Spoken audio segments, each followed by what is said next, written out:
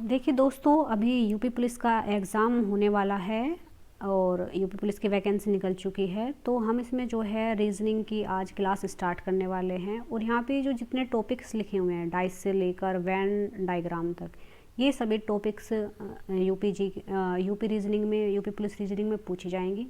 इसके अलावा रैंकिंग से लेकर और ये जो यहाँ पे कंडीशनल नंबर, लेटर साइन, ये सब लिखे हुए हैं, ये सारे के सारे टॉपिक्स हमारे रीजनिंग में यूपी पुलिस के पेपर में आते हैं।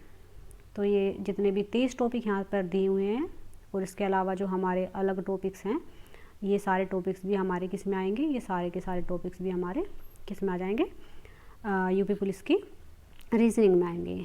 तो आज हम यहाँ पे देखो, ये हमारे सारे जितने भी टॉपिक लिखे हैं मैं आपको एक बार सारे के सारे दिखा दे रही हूँ, आप इनको ध्यान से देख लीजिएगा। और इसके अलावा देखो यूपी पुलिस के एग्ज़ाम में कैसे आएगा, सामान्य ज्ञान, हिंदी और ये संख्यात्मक, मानसिक योग्यता और ये सारी चीज़ें। 150 नंबर का एग्ज़ाम होगा और तुम्हारा 150 क्वेश्चन होंगे, 300 उसमें अंक आपको, एक क्वेश्चन 2 नंबर का होगा। तो इस तरीके से 300 नंबर का आपका पेपर होगा। तो देखते हैं सॉरी फॉर दैट। यहाँ पे सारे के सारे जो हमारे आने वाले पेपर में हैं एग्ज़ाम में, ये सारे टॉपिक्स यहाँ पे लिखे गए हैं। तो आप एक बार इन पे नज़र मार लीजिएगा, देख लीजिएगा अच्छे से। तो आज चलिए हम एक बार अपना टॉपिक आज का स्टार्ट कर लेते हैं। डाइस यानी कि जिसको हम बोलते हैं पासा। ये आपको रेड कलर का, ये वाइट कलर का जो दिख रहा है, इसको हम बोलेंगे पासा। तो चलिए हम पासे के बारे में बात करते हैं। डाइस यानी कि पासा वर्ग और आयत दोनों पर आधारित होता है। देखो मैं एक मिनट अपना चेक कर लेती हूँ, मैं आपको बता देती हूँ।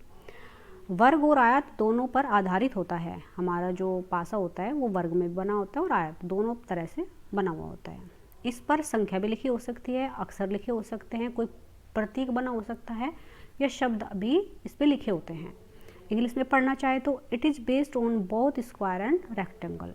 Numbers, letter, symbol, word etc are definitely written on it. तो इंग्लिश वाले, CBSE बोर्ड वाले इंग्लिश में अपना पढ़ सकते हैं और यूपी बोर्ड वाले हिंदी में इसको पढ़ सकते हैं। तो ये जो बना हुआ है ये हमारा क्या है, ये हमारा पासा है। इसे हम क्यूब भी बोल सकते हैं।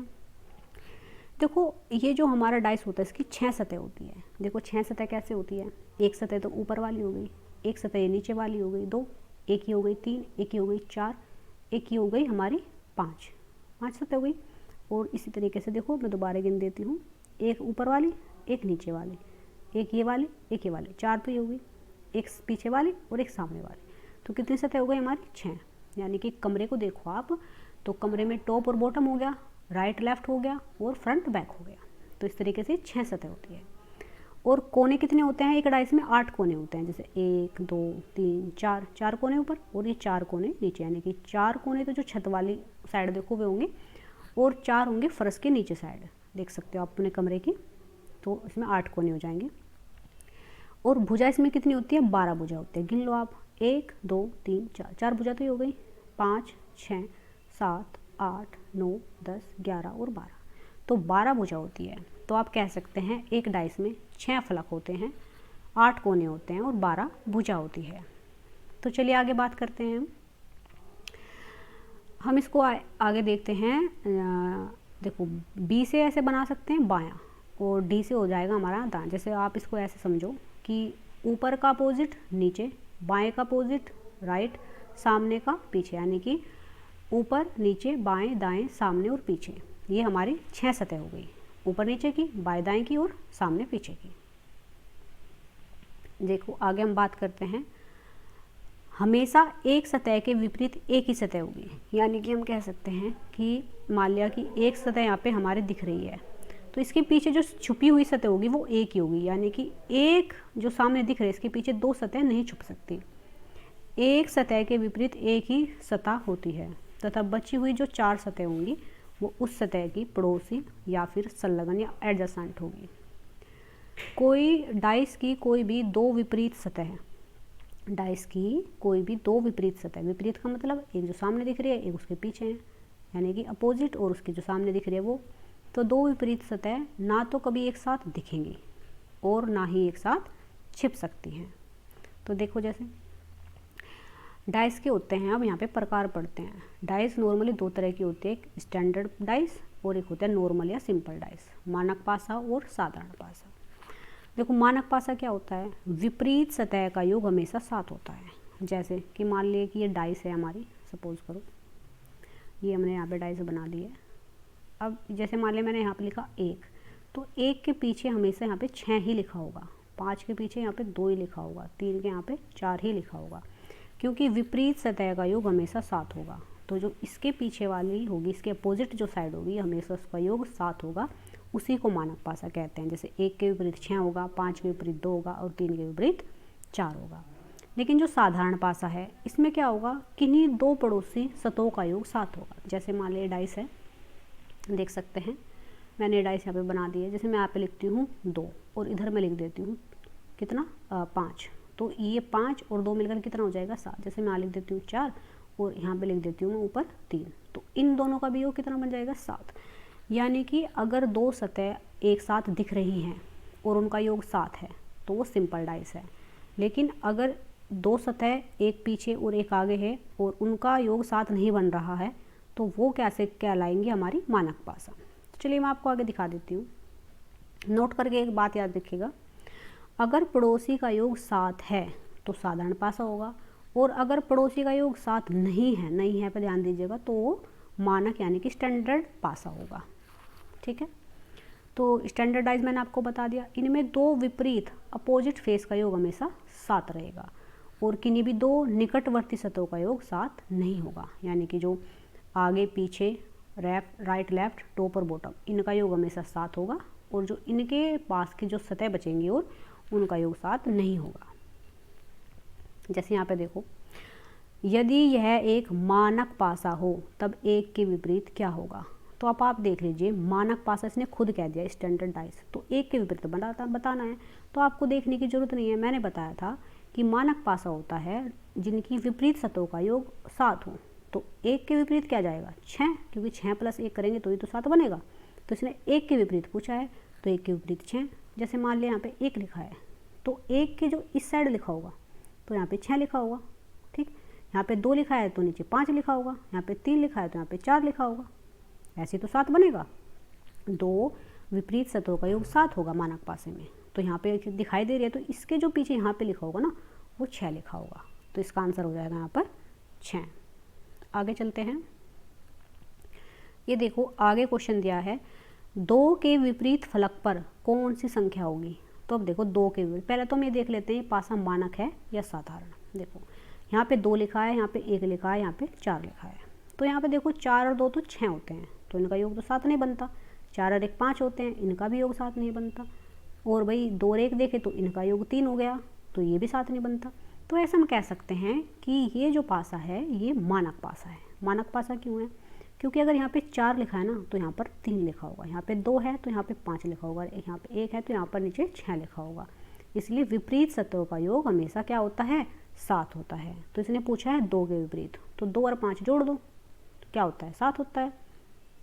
तो आप देख सकते हैं, तो इसका आंसर हो जाएगा 5। आगे चलते हैं, आगे देखते हैं। इसमें लिखा है इनमें से कौन सा मानक पासा नहीं है। तो देखो मानक पासे का सिंपल रूल है कि दो विपरीत सतहों का योग हमेशा 7 होगा। तो देखो पहली वाली डाइस देखो यहाँ पे 5 लिखा है, यहाँ पे 1 लिखा है, यहाँ पे 3 लिखा है, तो 5 और 3 तो 8 है, ये तो हमारा साधारण पासा नहीं है। 5 और 1 6 है, और 3 और 1 4 होता है।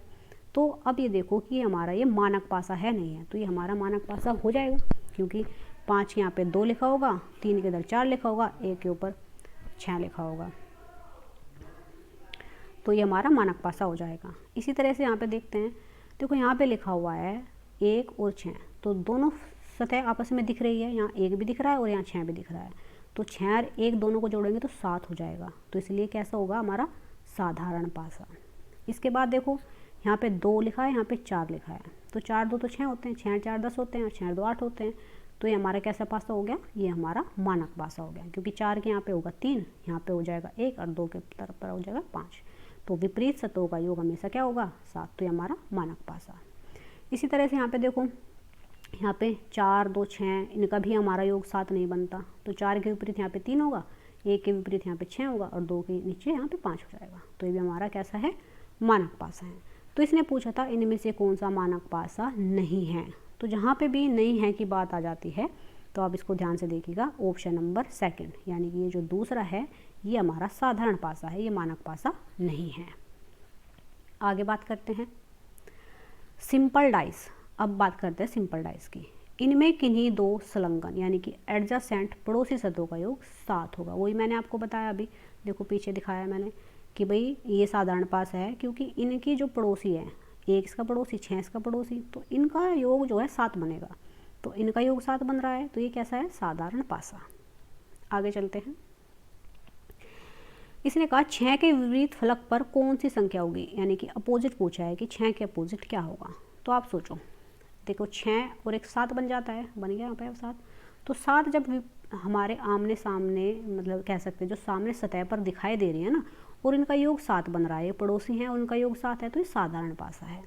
तो साधारण पासा है, तो सपोज करो कि 6 के विपरीत क्या होगा। देखो 1 2 और 6 तो यहाँ पे लिखा हुआ है, तो 1 2 6 यहाँ पे जब लिखा हुआ है तो इसका मतलब सोचो कि भाई अब जब 6 यहाँ पे लिखा हुआ है तो 6 तो पीछे नहीं जा सकता, 2 भी पीछे नहीं जा सकता, 1 भी पीछे नहीं जा सकता, क्योंकि तो सामने दिख रहे हैं ना।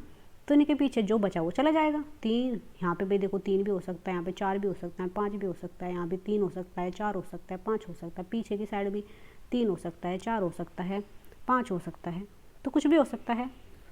तो यहाँ पे इसका आंसर हो जाएगा क्वेश्चन का बी ऑप्शन। आगे चलो हम बात करते हैं। देखो आगे देखो, 5 के विपरीत फलक पर कौन सी संख्या आएगी। तो देखो 5 और 2 कितने हो गए, 7, तो ये हमें पता चल गया साधारण पासा है।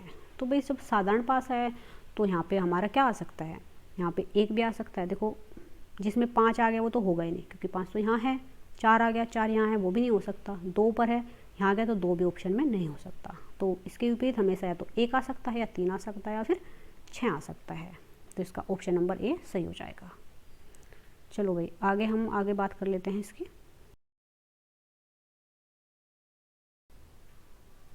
आगे देखते हैं। आगे देखो, निम्नलिखित में से साधारण पासा कौन सा है। तो यहाँ पे हमें सिंपल डाइस बतानी है, तो हम 2 पड़ोसी सतह को देख लेंगे जिनका योग 7 होगा। तो सपोज करो, देखो यहाँ पे 1 लिखा है, यहाँ पे 3 लिखा है, यहाँ पे 2 लिखा है, तो 3 और 2 5 होते हैं, 3 और 1 4 होता है, 1 और 2 3 होते हैं। तो भाई इनका तो योग 7 नहीं बैठता, तो इसका मतलब ये तो मानक पासा हो गया। अब ये देखो यहाँ पे 4 लिखा है, यहाँ पे 5 लिखा है, यहाँ पे 6 लिखा है, 4 5 9 होता है, 6 और 5 11 होते हैं, 6 और 4 10 होते हैं, तो ये भी हमारा मानक पासा हुआ। यहाँ पे 6 लिखा है, यहाँ पे 2 लिखा है, यहाँ पे 4 लिखा है, तो ये भी हमारा कैसा हो जाएगा, मानक पासा हो जाएगा। लेकिन अगर हम यहाँ देखें तो 5 और 2 कितने होते हैं, 7, और मैंने आपको बताया था 2 पड़ोसी सतह का योग हमेशा 7 होता है, वही हमारा साधारण पासा कहलाता है। तो इसका ऑप्शन नंबर डी यहाँ पे सही हो जाएगा। चलिए देखते हैं, आगे की क्लास हम कल करेंगे।